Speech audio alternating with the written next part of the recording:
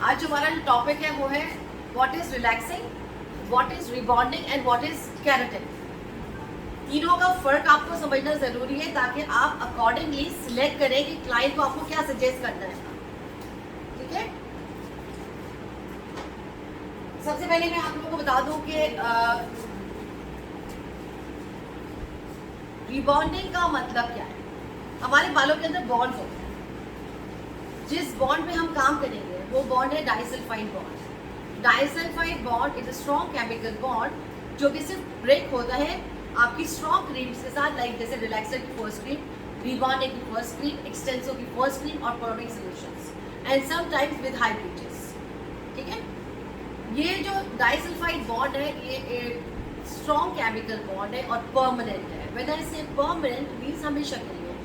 So highly not recommended कि आपके previously relaxed hair पे, प्रीवियसली रिबॉन्ड हेयर पे आप दोबारा से अप्लाई करें, बिकॉज वो बॉन्ड परमानेंटली ब्रेक हो गया है। ठीक है, अब रिबॉन्डिंग में क्या होता है, वो डाइसल्फाइड बॉन्ड किधर होते हैं, आपके स्ट्रक्चर ऑफ हेयर जो है हमारा क्यूटिकल एंड कॉर्टेक्स, कॉर्टेक्स के अंदर है। बॉन्ड्स किधर है, ये अमाइनो एसिड्स की चेन की तरह से होते हैं।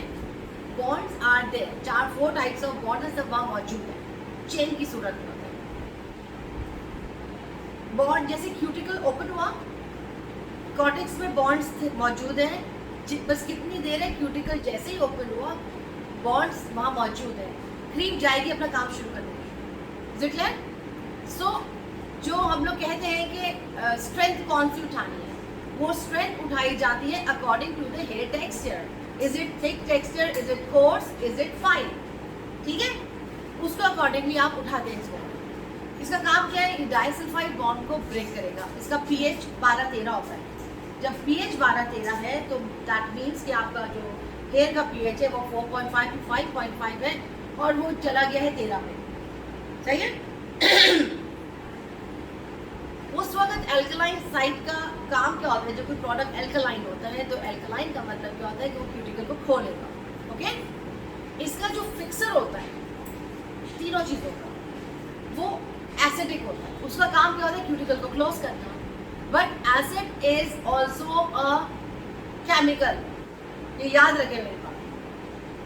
अब डिपेंड करता है, डिफरेंट कंपनीज के डिफरेंट्स हैं।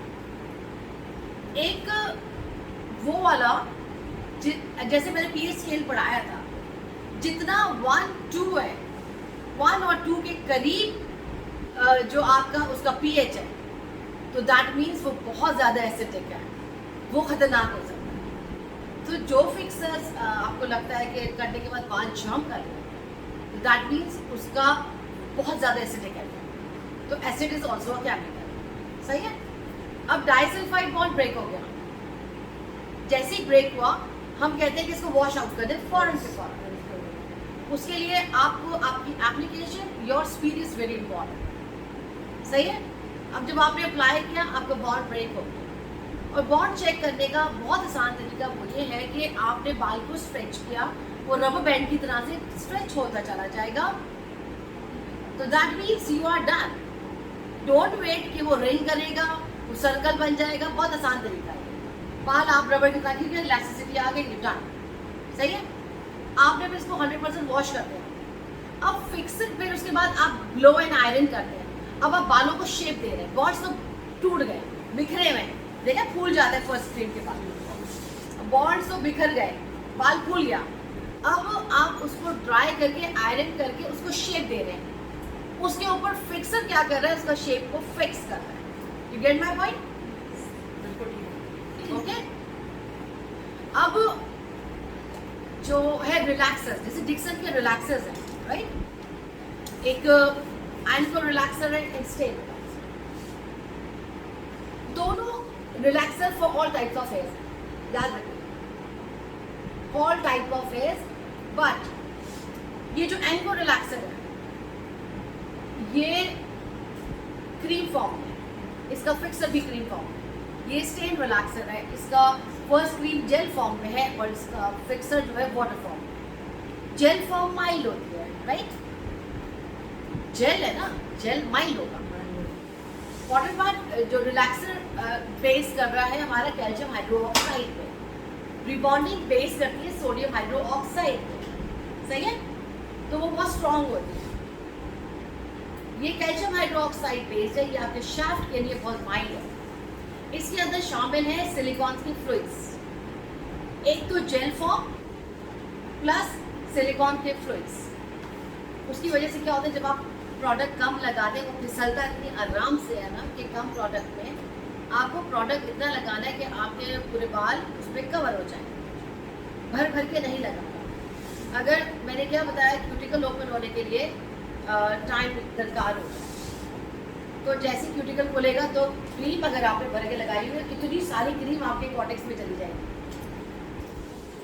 फिर आपको धोने में भी टाइम लगेगा, निकालने में भी टाइम लगेगा। तो लेस इज मोर, इतना कि आपके एवरी लॉक के अंदर आपकी क्रीम चली जाए, दैट्स इट।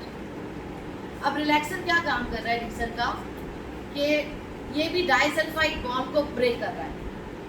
तो डाइसल्फाइड बॉन्ड अगर ब्रेक हो गया दैट मीन्स परमानेंटली ब्रेक हो गया। जब वो परमानेंटली ब्रेक हो गया तो अब ये जैसे रीबॉन्डिंग क्या कर रही थी, रीबिल्ड कर रही थी, और रिलैक्सर क्या कर रहा है, रीअरेंज कर रहा है उन्हीं बॉन्ड्स जो बिखर गए थे। तो आपने देखा होगा कि रीबॉन्डिंग की फर्स्ट क्रीम का वॉश एंड रिलैक्सर की फर्स्ट क्रीम वॉश में कितना फर्क होता है। रीबॉन्डिंग में बाल इतना हो जाता है, फूल जाता है सोडियम की वजह से, और ये इसमें कम होता है। और नॉर्मली ज़्यादातर अगर आपने एप्लीकेशन ड्यूरिंग करते हुए स्ट्रेट रखा हुआ है ना बाल, तो बाल सीधा ही होता है, तो आपको ब्लोअर आयरन की समटाइम ज़रूरत भी नहीं पड़ती है, ठीक है, ये फ़र्क होता है। ये रीअरेंज कर रहा है, और फिक्सर इसका क्या करेगा, उसके शेप को जाके फिक्स करेगा। Relaxer basically it's a cold relaxer. Cold relaxer means कि जो मैंने फर्स्ट क्रीम लगाई है, तो फर्स्ट क्रीम के बाद मैं बालों में ब्लो ड्राई और आयरन नहीं करूँगी, मैं गीले बालों में लगाऊंगी, सही है। उसमें 70 to 80% रिजल्ट होता है स्ट्रेटनिंग, सही है। बेसिकली ऑथेंटिक तरीका उसका ये है। बट अगर आप चाहते हैं कि इसको स्लीक में करना है, तो आपने फर्स्ट क्रीम को वॉश करने के बाद वैसे ही ब्लो एंड आयरन करके देन आपने फिक्सर लगाना। अच्छा, जो फिक्सर के रिलैक्सर्स है वाटर मॉलिक्यूल बेस्ड फार्मूला है, तो आपको इन एनी केस आपको फिक्सर के अंदर पानी जरूर मिलाना है, ओके। अब रिलैक्सर और रिबॉन्डिंग का फर्क समझ आया। नाउ किस बाल पे रिबॉन्डिंग करें, किस बाल पे रिलैक्सिंग करें, both are equally important. Rebonding basically उन बालों में किया जाता है जिसकी डेंसिटी बहुत हाई होती है, जैसे नीग्रो अफ्रीकन्स हैं, कैसे बाल होते हैं उनके। Basically rebonding design for these type of hairs, not for us. हमारे वॉल्यूम्स हैं इतने ज़्यादा, तो जब अगर मैं इतने सारे बालों में मेरे जितनी वॉल्यूम है, अगर मैं पे रिबॉन्ड करती हूँ तो ऐसा फ्लैट लुक आएगा, चिपक जाएंगे, वॉल्यूम ही कम हो जाएगा। रिबॉन्डिंग वॉल्यूम कम कर रहा है, तो जिसका बहुत फूला हुआ नहीं, मतलब जिसके सर पे बाल ज़्यादा है, तो आप उसको रिबॉन्डिंग करेंगे। अब जिसके बालों में बाल ज़्यादा नहीं है, नॉर्मल डेंसिटी है या लो डेंसिटी है, तो आप रिलैक्सर यूज करें।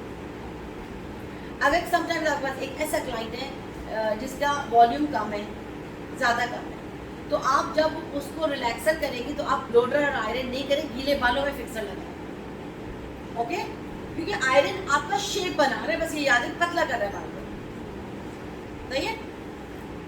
दोनों सूरतों में डाइसल्फाइड बॉन्ड ब्रेक हो रहा है, एक में रीबिल्ड हो रहा है, एक में रीअरेंज हो रहा है। जिसमें रीअरेंज हो रहा है वो वॉल्यूम के साथ स्ट्रेट कर रहा है, और जिसमें रीबॉन्ड हो रहा है वो बिल्कुल स्लीक सा लुक दे रहा है। Is it clear?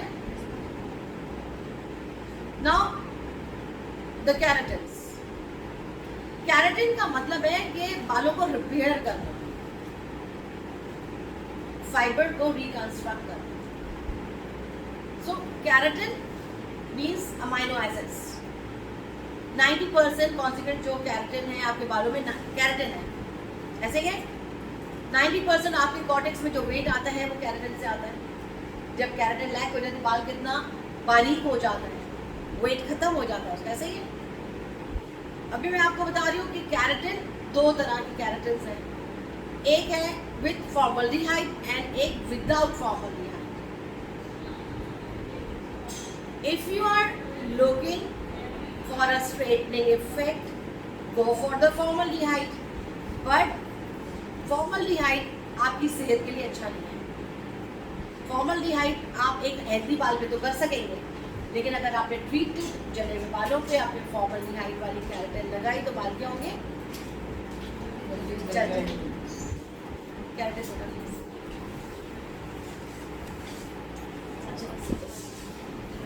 अच्छा, वन थिंग ये मैं बताना भूल गई, दिस इज डिक्सन का सिटामाइड एम्प्यूल। सिटामाइड ampoule is the best alkaline substitute. अभी मैंने आपसे क्या कहा कि जो रिलैक्सर है, रिबॉन्डिंग है, ये एल्कलाइन प्रोडक्ट्स हैं। आपके परमानेंट हेयर कलर्स हैं, आपके ब्लीचेस हैं, ये एल्कलाइन प्रोडक्ट्स हैं। वो क्या करते हैं? क्यूटिकल को ओपन करते हैं। जो भी चीज़ क्यूटिकल को ओपन करेगी वो बालों को स्ट्रेस देगा। तो सिटामाइड हाई प्रोटीन ये क्या काम करता है? उसकी स्ट्रेस लेवल को कम कर देता है। स्पेशली जब आप मेटालिक हेयर्स पे काम करें, चाहे ब्लीच कर रहे हो या स्ट्रेटनिंग कर रहे हो, तो आपको सिटामाइड लाजमी करना है। सही है। डिक्सन की कैराटिन, डिक्सोलिसिलिक active, is a pure organic keratin. इसमें नो फॉर्मल्डिहाइड, नो पैराबेन्स, और इसमें हाइलुरोनिक एसिड है। हाइलुरोनिक एसिड इसलिए अच्छा होता है क्योंकि अलोन कैराटिन बालों को ड्राई कर देती है, क्योंकि वो रिस्पॉन्सिबल होती है बालों की स्ट्रेंथ के लिए। सही है। तो अगर इसके अंदर डिक्सन के अंदर हाइलुरोनिक एसिड मौजूद है जो आपके शेफ को डीपली हाइड्रेट भी करेगा at the same time. Strength keratin दे रही है, जो हाइलुरोनिक एसिड है वो उसमें हाइड्रेट कर रहा है। ओके। तीसरी चीज इसके अंदर जो मोस्ट इंपॉर्टेंट अमाइनो एसिड है, दैट इज प्रोड्यू 500। प्रोड्यू 500 आप लोग गूगल कीजिएगा, it's a very important amino acid जो बेसिकली रिस्पॉन्सिबल है बालों की स्ट्रेंथ के लिए। तो वो जैसे वी क्लेम कि जितना भी वॉल आउट फाइबर है, जितने बाल जल गए, आप सेम डे पे ही वॉश है ना इसका, सेम डे पे रिजल्ट है। जितना भी वॉल आउट फाइबर है ये उसी वक्त इसको रिपेयर करेगा, बिकॉज ऑफ दैट प्रोड्यू 500। पायरेट सॉल्ट्स मौजूद है, वो आपके स्ट्रेटनिंग सिस्टम में हेल्प करते हैं। सही है। It's very safe. Pregnant women's भी कर सकती हैं, इतना सेफ है 1 घंटे के बाद भी कर सकते हैं। ये कैराटिन आप हाइलाइट्स के साथ एक सेम डे पे भी कर सकते हैं। ठीक है। इसके 3 स्टेप्स है, shampoo, conditioner and mask, conditioner and keratin. First step है इसका pre shampoo. Pre shampoo means ये आपकी क्यूटिकल को ओपन करेगा। सही है। रेस करेगा। फिर ये जो कोर ऑफ द ट्रीटमेंट है कैराटिन है, ये जाके कॉर्टेक्स में आपके बॉन्ड्स को जाके रिकंस्ट्रक्ट करेगा फाइबर को। Rest is for 30 minute to 40 minute. Head steamer है तो बहुत अच्छी बात है, आपने हेड स्टीमर्स को दे दिया और उसके बाद रूम टेम्परेचर पे करके बालों को रिंस करेंगे सेम डे। 20 to 30% एंड्स की तरफ बालों में कैराटिन थोड़ा छोड़ दें, 20 to 30%। देन उसके कंडीशनर लगाएं 15 मिनट के लिए। तो उसका थर्ड स्टेप है conditioner. This is the third and final step. इसके बगैर आपकी कैराटिन कंप्लीट नहीं होती। It will close your cuticles. Shampoo ने क्यूटिकल्स को रेस किया था, इसने जाके कॉर्टेक्स में अपना काम किया है, अपना उनको रिकंस्ट्रक्ट कर दिया। अमाइनो एसिड्स बालों में चले गए, बालों में वेट आ गया, रिकंस्ट्रक्ट हो गया, डैमेजेस रिपेयर हो गए, फ्रिज निकल गया। Now cuticles are still open. तो क्यूटिकल को क्लोज करने के लिए जो इसका थर्ड स्टेप है वो है rest is for another 15 to 20 minutes. Then इसको रिंस करें प्लेन वाटर के साथ। इसको रिंस करने के बाद सीरम लगा के ब्लो ड्राई करके और हल्का सा आयरन करके इसको सील कर दें। बाद में आयरन हम क्यों करते हैं? बिकॉज वंस क्यूटिकल ओपन खुला हुआ है, कंडीशनर 100% क्यूटिकल को बंद नहीं करते। आयरन क्या करता है? क्योंकि दबा देता है क्यूटिकल को, तो उसमें आपने एक्चुअली जो आयरन भी यूज़ करनी है वो आपके पास टाइटेनियम प्लेट्स होनी चाहिए, not the ceramic. Titanium plates की हीट बहुत अच्छी होती है और फटाफट करते हैं। 3 से 4 लॉक किया, दैट्स इनफ। वो इसलिए हम करते हैं क्योंकि after processing, after opening the cuticles, आपके 72 आवर्स तक आपके क्यूटिकल क्लोज होने का सिलसिला चलता रहता है। सो जब भी हम कहते हैं before, after coloration, after any chemical services, wait for 3 days, then wash your hairs. सही है। मिस अगर इसकी जगह जो फिक्सर आप बता रही कंडीशनर कोई और सा ब्लॉन्ड वगैरह यूज कर लें। अच्छा, अब आप लोगों ने मुझसे एक सवाल किया था कि मिस स्ट्रॉन्ग माइल्ड एंड क्या मीडियम, व्हाट इज दैट? देखिए, द स्ट्रॉन्ग प्रोडक्ट का मतलब पीएच ज्यादा, स्ट्रॉन्ग मतलब पीएच ज्यादा है, मीडियम मतलब पीएच उससे कम है, जो माइल्ड वाले बालों के लिए मतलब उसका पीएच कम है। So main thing the game is about the pH, power of hydrogen. वो डिसाइड करता है कि इज इट माइल्ड, मीडियम और फॉर स्ट्रॉन्ग केस। अब एवरीबडी सेज, हकीकत भी है कि ब्लीच्ड वाला बाल जब ब्लीच है, बाल जब मेटालिक है, कोई भी कंपनी कहती है कि ना करें straightening, it will ball your hair, ऐसे ही है। Still we are doing that. अगर आप ट्रीटेड बालों के ऊपर इतने स्ट्रॉन्ग क्रीम्स लगा देंगे, इवन माइल्ड भी रिबॉन्डिंग की क्रीम लगा दें, तो क्या होगा? बाल चल जाएगा, ठीक है। अब जो आप सिलेक्शन करते हैं स्ट्रेंथ्स, अगर आप स्ट्रॉन्ग वाला देख रहे हैं, स्ट्रॉन्ग वाला जो है आपके मोटे थिक टेक्सचर के लिए होता है, सही है। मीडियम टेक्सचर के लिए होता है, और जो आपका वो वाला है माइल्ड, वो आपके फाइन हेयर्स के लिए होता है। इसकी टेक्निकल रीजन क्या है? मैंने बताया था आप लोगों के रोग की मिसाल दी थी क्यूटिकल की, कि ओवरलैपिंग सेल्स मोटे बालों में ज़्यादा है तो इट विल टेक टाइम, और जिसमें क्यूटिकल में सेल्स के स्केल ओवरलैपिंग कम है, it will take less time, सही है। तो पीएच मेन चीज़ है आपके इन चीज़ों में। अब डिक्सन के रिलैक्सर्स जो है,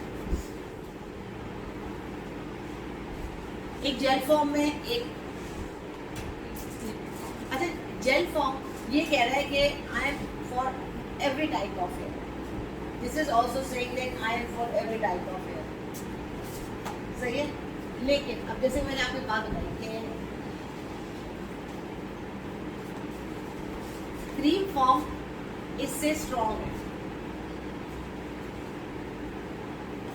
ये माइल्ड है, तो जो मोटा बाल है तो मैं इसको सिलेक्ट करूंगी एंड्रोलेस, जो फाइन बाल है मैं इसको यूज करूंगी, सही है। Is it clear? बात है कि एक है वर्जिन हेयर, एक है कलर ट्रीटेड हेयर, एक है ब्लीच्ड हेयर, एक है मेटालिक ट्रीटेड हेयर, ओके, एक सिंथेटिक ट्रीटेड हेयर। अगर बाल हाइलाइट्स और बेस कलर हुआ है, टेक्सचर मोटा है, तो आप कौन सा उठाएंगे? अच्छा दिस टाइम नॉर्मल बाल पे करना तो आसान है, आपने लगाना है, कोई सी वो नहीं है प्रिवेंशन खास। जब आप ट्रीटेड बालों पे काम करें, प्रॉब्लम आप लोगों को वहीं पे आ रही है। सो मेन हल, जो सबसे बड़ी चीज़ मैंने आपको क्या बताया, अगर आप मेटालिक हेयर्स के ऊपर ये क्रीम्स लगाते हैं, metallic salts will react with the chemicals, बाल जल जाएगा। सो while because everybody is now metallic, तो कर रहे हैं सिटामाइल बेस्ट एल्कलाइन सब्सटीट्यूट, उसके बचाएगा, आपको जलाएगा, ठीक है। जैसे एक ट्यूब में कितना डालना है? लाइक एक ट्यूब के अंदर 12 ml का ना 6 ml डालना है। अब मैं आपको बता रही हूँ कि एक बाल है कलर ट्रीटेड, लेकिन उसकी पोरोसिटी हाई है। पोरोसिटी हाई मीन्स इसके क्यूटिकल पूरे खुले हैं, सो दैट आपका थोड़ा सा करने का मेथड एप्लीकेशन डिफरेंट होगी, आपकी फॉर्मुलेशन में थोड़ी सी एडिशन करनी है। आपने अगर बाल बहुत ज़्यादा पोरस है तो बाल को, हेयर को आपने थोड़ा सा डैम्प रखना है, ठीक है, डैम्पनेस को लगना है। सबसे पहले रिलैक्सर करने से पहले आपको सबसे पहले जो चीज़ चेक करनी है, वो चेक करनी है बालों की इलास्टिसिटी, लचक। बालों की इलास्टिसिटी अगर अच्छी है लाइक गुड इलास्टिसिटी मतलब कि जब आपने बाल को स्ट्रेच किया और ड्राई बालों में 20% तक स्ट्रेच होते हैं, 20% तक बाल स्ट्रेच हुआ, जब आप उसको रिलीज कर रहे हैं, जब वो वापस अपनी जगह पे जा रहे हैं और वो ब्रेक नहीं हो रहा, दैट मीन्स उसकी इलास्टिसिटी ठीक है, आप काम कर सकते हैं। ओके, दूसरी चीज़ जो आप स्ट्रेटनिंग करने से पहले देखेंगे कि बालों की porosity, is it low, medium और हाई। लो पोरोसिटी का मतलब ये है कि cuticle is tightly close, high porosity का मतलब है cuticle is lifted, and medium porosity का मतलब है कि स्लाइटली रेज्ड। तो मीडियम पोरोसिटी को कंसिडरेशन में इतना लेके नहीं आएंगे हम, लो एंड हाई को। लो को इसलिए लेकर आएंगे, लो में cuticle is tightly close and high में लिफ्टेड है, पूरा खुला हुआ है। अगर मैं फर्स्ट स्ट्रिप को रूट टू एंड एक साथ लगा देती हूँ तो दिस द रेजिस्टेंट क्यूटिकल जहाँ टाइटली बंद होगा, this is called the resistant area, मतलब कि क्यूटिकल रेजिस्ट करेगा प्रोडक्ट को लेने के लिए, टाइम लेगा क्योंकि टाइटली बंद है, नीचे से खुला हुआ है, वो तो रास्ता ही खुला हुआ है उसका, तो वो तो जाते ही अपना काम शुरू कर देगा। फिर एंड रिजल्ट क्या होता है कि एंड्स पे बाल जल जाते हैं, फ्रिज आ जाता है, फिर काटने पड़ जाते हैं। तो अगर आप पोरोसिटी को समझते हैं, उसके अंदर में क्या करना है, समझ आ गया ना व्हाट इज पोरोसिटी। अगर आप बाल की पोरोसिटी हाई है नीचे से, तो जो हमारा हर्बुलॉन है, हर्बुलॉन मास्क उठा दीजिए, हर्बुलॉन डिक्सन का हर्बुलॉन, इट्स अ कंडीशनिंग पैक। हर्बुलॉन की खासियत क्या है, इसमें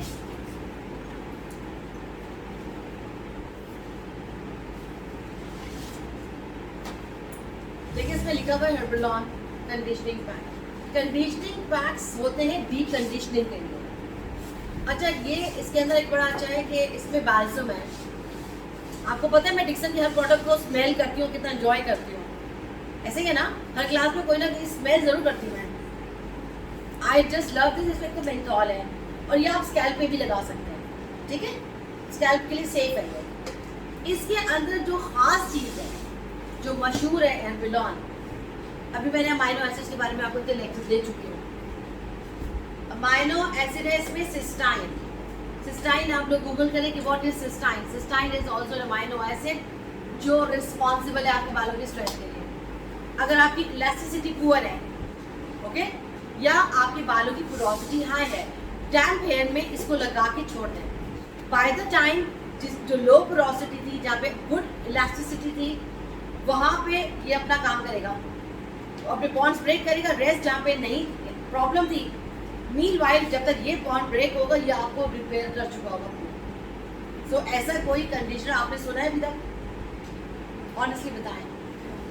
डिक्सन की treatments then and their result देती हैं, no doubt about it. Dixon की ट्रीटमेंट्स वर्ल्ड की बेस्ट ट्रीटमेंट। हम बेस्ट ट्रीटमेंट इसलिए कहते हैं क्योंकि हम इसकी फॉर्मुलेशन कर रहे हैं। जब मैं अगर कोई ऐसा बाल है जिसकी इलास्टिसिटी पुअर है या उसकी पोरोसिटी हाई है, तो इसको लगाने से दोनों काम करते हैं। आपके बॉन्ड्स को स्ट्रॉन्ग करेगी, क्योंकि अमाइनो एसिड कौन सा है इसमें बड़ा जबरदस्त, सिस्टाइन, वो जाते अपना काम कर देता है। इसलिए तो आपको पता है ना, मैं इसको अपना मैजिक टूल बोलती हूँ। सो while doing my straightening, while doing my colouration, while doing my bleaches, while doing my protein treatment, I use that. सही है। अब अगर ट्रीटेड बाल आ गया आपके पास, तो नीचे आपने इसको लगा देना डैम्प फेस पे और ऊपर अपना काम करें। रिमेंबर वन थिंग कि अगर आप, जैसे आज हमारे पास क्लाइंट मॉडल है, उसकी भी ग्रोथ है, नीचे से ऑलरेडी रीबाउंड हेयर है। सो देखिए, रीबाउंड हेयर अभी मैंने बताया डाइसल्फाइड बॉन्ड एक दफ़ा ब्रेक हो गया, हमेशा के लिए होता है। लेट्स से यहाँ पे बॉन्ड ब्रेक हुआ, यहाँ पे अभी न्यू वर्जन है उसका। अगर वो फर्स्ट स्क्रीन मेरी आप इसको इंटरैक्ट करेगी तो बाल गिर जाएगा, नीचे टूट जाएगा जगह जगह से। सो उसकी सेफ्टी के लिए जहाँ पे इसके प्रीवियसली रिबॉन्ड हेयर है, हम वहाँ पे इस हर्बुलॉन को लगाएंगे। अगर खुदा ना खास्ता गलती से इंटरैक्ट करती है आपकी फर्स्ट स्क्रीन नीचे, तो ये एक बैरियर का काम करेगा, वो बाल को ब्रेक नहीं होने देगा। सीधी सी बात है, बाल को रिपेयर करना, बालों को रिजल्ट्स देना सेफ्टी के साथ, that is more important. Clear? आपका जो लेट्स से कि अगर आप इस बालों पे काम कर रहे हैं कि जिनकी पोरोसिटी हाई है और आपने फर्स्ट क्रीम अगर बगैर एनालिसिस के उसको लगा दी, तो इसकी मिसाल ऐसी है कि एक दरवाज़ा खुला है, एक बंद है, किस दरवाजे से पहले जाएंगे? खुले से। सो इधर क्यूटिकल मेरा टाइटली क्लोज्ड है, मींस इधर मेरी पोरोसिटी इज लो, इधर मेरा पोरोसिटी हाई है, मींस मेरा क्यूटिकल लिफ्टेड है, पूरा खुला हुआ है, दरवाज़ा खुला हुआ है कॉर्टेक्स का। तो इधर क्रीम 15 मिनट ले रही है और ये फ़ौरन चली गई, क्योंकि जैसे ही बॉन्ड्स में क्रीम जाती है वो अपना काम कर देती, जाते ही काम करती है। सही है? तो हर्बलॉन आपका एक ये काम कर दिया, पोरोसिटी को इक्वलाइज करता है। इसकी मिसाल ऐसी है कि अगर दीवार में सुराख है तो आप उसको फिल करने के लिए you will use the plaster of Paris या सीमेंट। फिल करता है तो हर्बलॉन वर्क्स लाइक अ फिलर, ये फिलर का काम कर देता है। Otherwise fillers are very expensive treatments. So आपके पास एक इतनी ज़बरदस्त ये चीज़ है कि ये आपकी फिलर का काम कर रहा है। So let's get started. आज हम अपना रिलैक्सर का स्टार्ट करेंगे। कैराटिन जो अभी हमने लगाई, मैं मॉडल को यहाँ बुला लूँ, आइएगा, चलिए चलिए।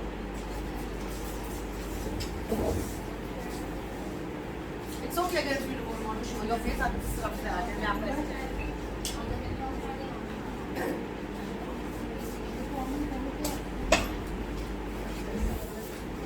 Okay viewers, look at this. मैंने इनको लगाया है डिक्सन की डिक्सोलिस लिसेक्टिव कैराटिन। इनको मैंने अभी परसों जो है हाइलाइट्स किए थे, हाइलाइट्स और बेस कलर और ग्रे का ब्रश मैंने इनकी टोनिंग छोड़ दी थी क्योंकि आज हमें ये क्लास करनी थी। वैसे तो आप सेम डे भी कर सकते थे। अब ये देखें इनके बाल, लुक एट दिस। कोई स्मेल आ रही है आप लोगों को?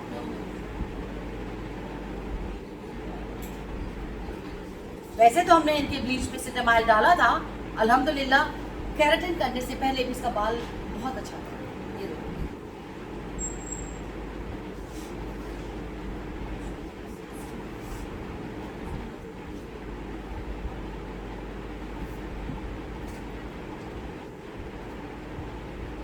टूट रहा है।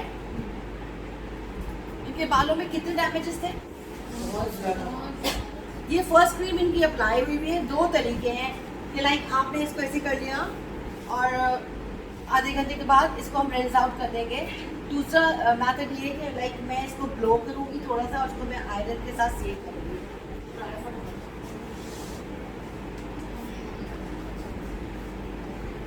मैं एक दो स्ट्रैंड कर रही हूँ वीडियो के लिए, बाकी फिर मैं आप लोग सामने करती हूँ।